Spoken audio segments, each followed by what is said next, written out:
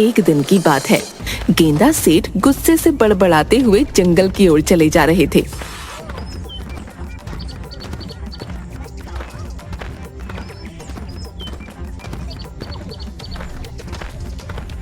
मेरी पत्नी अपने आप को पता नहीं क्या समझती है।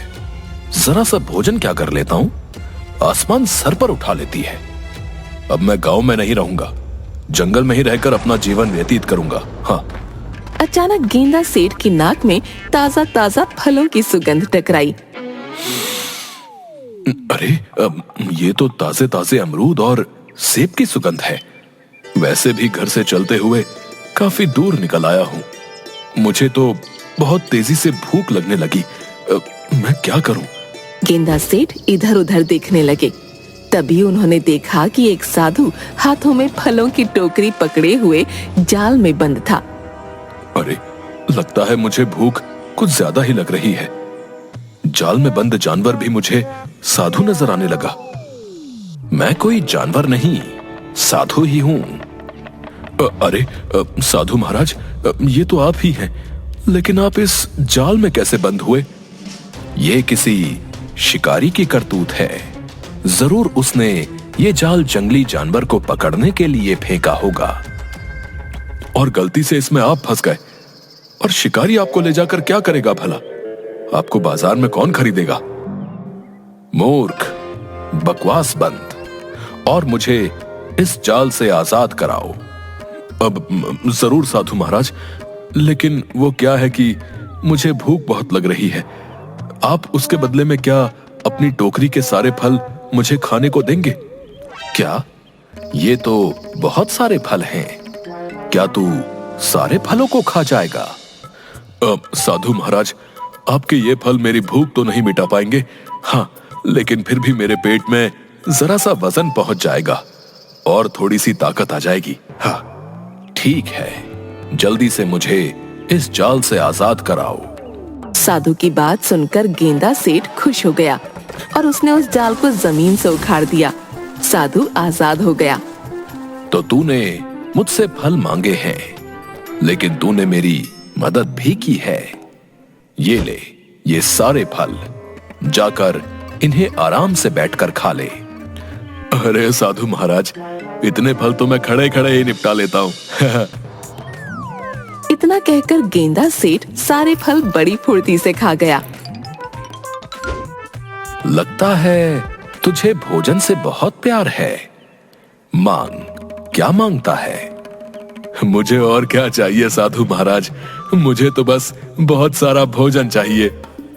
भोजन के अलावा भी बहुत कुछ है। आप तो बहुत पहुंचे हुए साधु लगते हैं।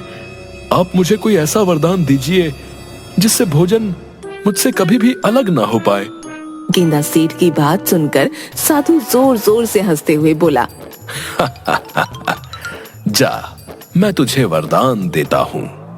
अधिक भोजन मनुष्य की जान ले लेता है, लेकिन तेरे साथ इसका उल्टा होगा। जब तक तू भोजन खाता रहेगा, तब तक तू सुरक्षित रहेगा। भले ही चाहे यमराज तेरे सामने क्यों ना आ जाएं, भोजन खाते में वो तुझे अपने साथ नहीं ले जा सकते। इतना कहकर साधु महाराज वहाँ से चले गए। मगर साधु महाराज का वरदान गेंदा सेठ के दिमाग के ऊपर से निकल गया। ये कौन सा वरदान हुआ है? मेरी तो कुछ भी समझ में नहीं आया। एक काम करता हूँ, घर पर जाता हूँ। मुझे घर से नाराज होकर आना ही नहीं चाहिए था। अपनी पत्नी को मना लूंगा। मुझे बहुत तेजी से भूख लगने लगी है। गेंदा सेठ सीधा अपने घर की ओर गया, मगर गेंदा सेठ नहीं जानता था कि यमराज और चित्रगुप्त में उसी को लेकर बहस चल रही थी। लाओ चित्रगुप्त, पृथ्वी पर उन इंसानों की लिस्ट मुझे जल्दी से दो जिनकी आत्माओं को आज मुझे खींच कर लाना है। पृथ्वीवासियों को पता चलना चाहिए कि यम है हम। ये लीजिए यमराज। यमराज चित्रगुप्त की लिस्ट को देखते हुए आश्चर्य से बोले, ये क्या चित्रगुप्त, तुमसे कितनी बार कहा है कि तुम्हारा ध्यान अब काम से भटक रहा है। इस लिस्ट में तो सिर्फ एक ही इंसान का नाम है, गेंदा सेठ। यमराज, ये एक इंसान बहुत से इंसानों के बराबर है। आप इसे नहीं जानते? तो तुम ये कहना चाहते हो चित्रगुप्त कि हम कुछ नहीं जानते? शायद तुम भूल रहे हो कि यम है हम सब कुछ जानते हैं। क्या खाक जानते हैं आप? अरे पिछली बार आप एक 60 वर्षीय मनुष्य की आत्मा को उसके शरीर से खींचकर यहाँ ले आए थे। बाद में पता चला कि उसकी आयु 100 वर्ष की थी। उसमें गलती मेरी नहीं बल्कि तुम्हारी थी चित्रगुप्त। तुम्हारा ध्यान अब काम की तरफ कम बल्कि नाचती अप्सराओं की तरफ अधिक होता है। कितनी बार मैंने तुमसे कहा है कि अपने तौर तरीके बदल लो। देखो इन इंसानों को, ये अब अपना सारा डेटा टैबलेट और कंप्यूटर में फीड रखते हैं। तुम अभी तक वही कलम और कागज का यूज करते हो। आपको क्या हो गया है यमराज? मत भूलो, ये पृथ्वी लोक नहीं है। पृथ्वीवासियों से कुछ सीखना चाहिए। इंसानों ने टेक्नोलॉजी में कितनी ज्यादा तरक्की कर ली है, तुम्हें कुछ अंदाजा भी है? वो सब छोड़िए यमराज, जाइए इस गेंदा सेठ की आत्मा को खींचकर यहां तक लाइए। इस गेंदा सेठ ने पृथ्वीवासियों का जीना हराम कर रखा है। उसे इसकी सजा मिलेगी, उसे नरक में रखा जाएगा। तुम यहीं रुको चित्रगुप्त, मैं अभी कुछ देर में उसकी आत्मा उसके शरीर से खींच कर लाता हूं और अपने हाथों से उसकी आत्मा को नरक में डालूंगा, क्योंकि गेंदा सेठ शायद नहीं जानता कि यम है हम। इतना कहकर यमराज वहां से गायब हो गए। इधर गेंदा सेठ आराम से गहरी नींद सो रहा था। तभी अचानक वहां पर यमराज प्रकट हो गए। सो रहा है मूर्ख, आंखें खोल, तेरे सामने यमराज खड़े हैं। मगर गेंदा सेठ बहुत ही गहरी नींद सो रहा था। उसके खर्राटे और ज्यादा तेज हो गए। आंखें खोल मूर्ख मनुष्य, तेरे सामने यमराज खड़े हैं। अरे मेरी आवाज सुनकर तो बड़े बड़े सूरमाओं के रोंगटे खड़े हो जाते हैं, मगर तू टस से मस नहीं हो रहा। तू जानता नहीं है कि यम है हम। गेंदा सेठ सोते हुए बोला। पता नहीं मुझे ऐसा क्यों लग रहा है जैसे कि कोई बोल रहा है कि बबल गम है हम। बबल गम नहीं मूर्ख, यम है हम, यम है हम। अचानक गेंदा सेठ की आंख सोते हुए से खुल गई और वो यमराज की तरफ गौर से देखने लगा। देख क्या रहा है मूर्ख मनुष्य? अपनी आंखों से मुझे देखकर तेरी सिट्टी पिट्टी गुम हो गई ना? अब तो तुझे यकीन हो गया कि तेरे सामने वास्तव में यमराज खड़े हुए हैं। तेरा समय आ गया है, अब जल्दी से मेरे साथ चलने के लिए तैयार हो। मैंने सुना तो था कि अगर रात के समय मिर्ची की सब्जी ज्यादा खा लो तो सोते हुए सपने खराब आते हैं। आज विश्वास भी हो गया। मुझे वो मिर्ची वाली सब्जी खानी नहीं चाहिए थी।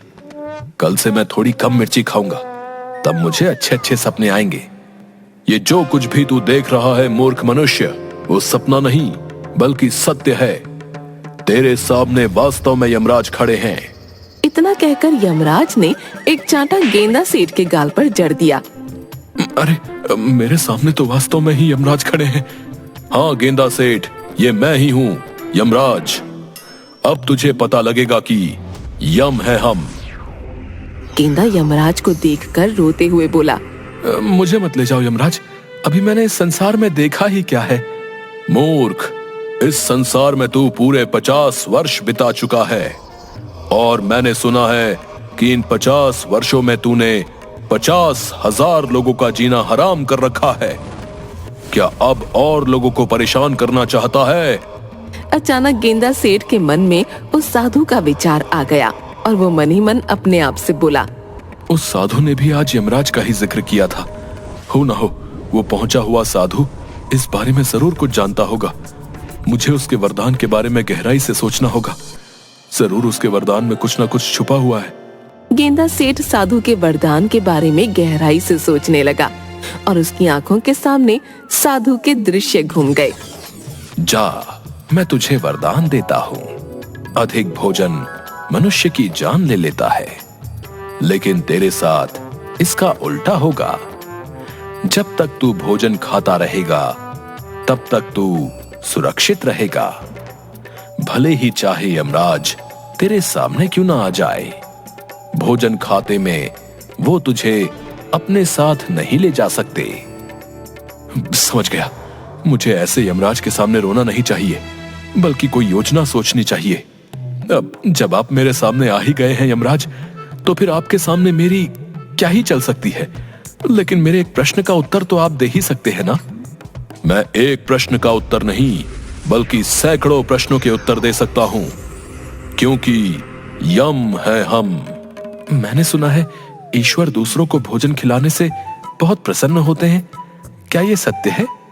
बिल्कुल सत्य है। तो फिर क्या आप मुझे भोजन नहीं खिलाएंगे? मुझे बहुत तेजी से भूख लगी है। मुझे देखकर लोगों की भूख मर जाती है। पहली बार ऐसे इंसान को देख रहा हूं जिसके सामने यमराज खड़ा है और उसे भूख लग रही है। मैं तेरी आखिरी इच्छा को अवश्य पूरी करूंगा, क्योंकि तूने मेरे सामने ईश्वर का नाम लिया है, और तू तो अब समझ ही गया होगा कि यम है हम। इतना कहकर यमराज ने अपनी गदा सामने की ओर कर दी। गदा में से सफेद रंग की किरणें फूटने लगीं और गेंदा सेठ के सामने एक से एक अधिक लजीज व्यंजन रखे हुए थे। ले, खा ले आखिरी भोजन, उसके बाद तो तुझे मेरे साथ चलना ही होगा। एक शर्त पर मैं इस भोजन को हाथ लगाऊंगा। अगर मेरा इस भोजन को खाकर पेट भर जाएगा, तभी आप मेरे शरीर से मेरी आत्मा खींचोगे, भूखे पेट नहीं। क्या ये वादा करते हो आप? अरे, तेरे सामने 20 व्यक्तियों का भोजन रखा है मूर्ख मनुष्य। फिर भी मैं वचन देता हूं, क्योंकि यम है हम। यमराज की बात सुनकर गेंदा सेठ के होठों पर रहस्यमयी मुस्कान आ गई। गेंदा सेठ कुछ ही देर में वो भोजन को चट कर गया। मेरा कुछ भला नहीं हुआ यमराज। यमराज ने उससे भी अधिक भोजन गेंदा सेठ के सामने रखा। गेंदा सेठ देखते ही देखते वो सारा भोजन भी खा गया। थोड़ा और लाइए यमराज। तूने मुझे क्या अपना गुलाम समझ रखा है? मैं यहाँ पर तेरी आत्मा खींचने आया हूँ, तुझे भोजन कराने नहीं आया। लेकिन आपने तो वचन दिया था। अब मैं तेरे सामने इतना अधिक भोजन रखूंगा जिसकी तुमने कल्पना भी नहीं की होगी, मगर उसके लिए मुझे कुछ देर के लिए यहाँ से जाना होगा। इतना कहकर यमराज वहाँ से गायब हो गए। तुरंत चित्रगुप्त के पास पहुँचे। चित्रगुप्त भोजन कर रहा था। यमराज, आप खाली हाथ आए हैं? गेंदा सेठ की आत्मा कहाँ है? सवाल मत करो चित्रगुप्त। सवाल करने का अधिकार सिर्फ हमारा है, क्योंकि यम है हम यहाँ से बहुत सारा भोजन ले जाने के लिए आए हैं। यमराज ने चित्रगुप्त का और वहाँ सारा रखा भोजन पृथ्वी पर ले जाकर गेंदा सेठ के सामने रख दिया। अब देखता हूँ तेरा पेट कैसे नहीं भरता। गेंदा सेठ आराम से फिर से भोजन करने लगा, मगर अब वो धीरे धीरे भोजन कर रहा था और यमराज को यही बात सबसे ज्यादा विचलित कर रही थी। तभी यमराज के कानों में चित्रगुप्त की आवाज टकराई। यमराज, इसने आपको मूर्ख बना दिया है। कितनी बार कहा है आपको कि अपने काम पर ज्यादा ध्यान दीजिए, ना कि इस बात पर कि यम है हम। अरे, पृथ्वी लोक पर इस भुक्कड़ का पेट कोई नहीं भरवा सकता, और आप यहाँ का भी सारा भोजन ले गए। सभी अप्सराएं भूखी बैठी हुई हैं। तो फिर तुम ही बताओ चित्रगुप्त, मैं इस सिचुएशन में क्या करूं? मैंने इसे वचन दिया है, मैं तो फंस चुका हूं। अरे, वचन के बाद में ईश्वर से क्षमा मांग लेना, इसकी भोजन करते ही प्राण खींच लो। शायद तुम सही कहते हो, मुझे इस मनुष्य ने मूर्ख बना दिया है। इसे इसकी सजा जरूर मिलेगी, क्योंकि शायद ये अभी तक नहीं जानता कि यम है हम। इतना कहकर यमराज ने जैसे ही अपने गदे से गेंदा सेठ के प्राण खींचने की कोशिश की, तभी यमराज का गदा उल्टा ही यमराज के सर पर पड़ गया। ये कैसे संभव हो सकता है? ऐसा पहली बार हुआ है कि मेरा गदा मेरे ही सर पर पड़ गया। यमराज क्रोधित होकर गेंदा सेठ की ओर देखकर बोले, मुझे बता मूर्ख मनुष्य, तेरे प्राण मैं क्यों नहीं खींच पा रहा हूँ? आप मेरे चाहकर भी प्राण नहीं खींच सकते यमराज, क्योंकि मुझे वरदान मिला हुआ है कि भोजन करते हुए अगर मेरे सामने यमराज भी आ जाए, तब भी वो मुझे अपने साथ नहीं ले जा सकते। वरदान, जहां तक मैं जानता हूं, तूने तो सिर्फ लोगों को परेशान किया है। आखिर तुझे वरदान किसने दिया? एक साधु ने मुझे वरदान दिया है। आखिर वो साधु तुझे वरदान देने वाला होता कौन है? वरदान देने से पहले उसे मुझसे पूछ तो लेना चाहिए था। साधु महाराज वरदान देने से पहले आपसे क्यों पूछेंगे? तभी वहां पर वही साधु प्रकट हुए और मुस्कुराते हुए यमराज से बोले, क्या हुआ यमराज? आप इतने क्रोधित नजर क्यों आ रहे हैं? यमराज ने क्रोधित होते हुए सारी घटना उस साधु को बता दी। आपको कुछ गलत फहमी हो गई है यमराज। गेंदा सेठ की आयु अभी इस वक्त 50 वर्ष है, जबकि ईश्वर ने इसकी आयु 100 वर्ष लिखी है। ऐसे कैसे संभव हो सकता है? मेरे पास चित्रगुप्त का दिया हुआ लेटर है, ये देखिए। मुझे लगता है कि आप इस लेटर को स्वयं देखिए। यमराज ने जैसे ही उस लेटर को देखा तो उसमें गेंदा की आयु 100 वर्ष लिखी हुई थी। जब मैं पृथ्वी पर आया था तब तो इसकी आयु 50 वर्ष लिखी हुई थी। हाँ, लेकिन जब मैंने इसे वरदान दिया तब ईश्वर ने इसकी आयु के 50 वर्ष और बढ़ा दिए। शायद चित्रगुप्त लिखना भूल गए। ठीक है गेंदा सेठ, अभी तो मैं जाता हूं, लेकिन 50 वर्ष बाद मैं जरूर आऊंगा, और उसके बाद मैं तेरी बातों में नहीं आऊंगा। वो सब तो बहुत बात की बात है यमराज, लेकिन आप जो भोजन लेकर आए हैं वो बहुत ही स्वादिष्ट है। इतना स्वादिष्ट भोजन तो मैंने पृथ्वी लोक में भी नहीं खाया। क्या आप थोड़ा सा भोजन और ला सकते हैं? गेंदा सेठ की बात सुनकर यमराज क्रोधित हुए और वहां से गायब हो गए, साथ ही साथ साधु भी। जो भी हो, इतना तो मुझे पता लग गया है कि दूसरों की सहायता जरूर करनी चाहिए। आज सुबह मैंने साधु महाराज की सहायता की और देखो कितना अधिक मुझे भोजन खाने को मिला। भोजन समाप्त करके गेंदा सेठ आराम से वहां पर खर्राटे लेकर सो गया।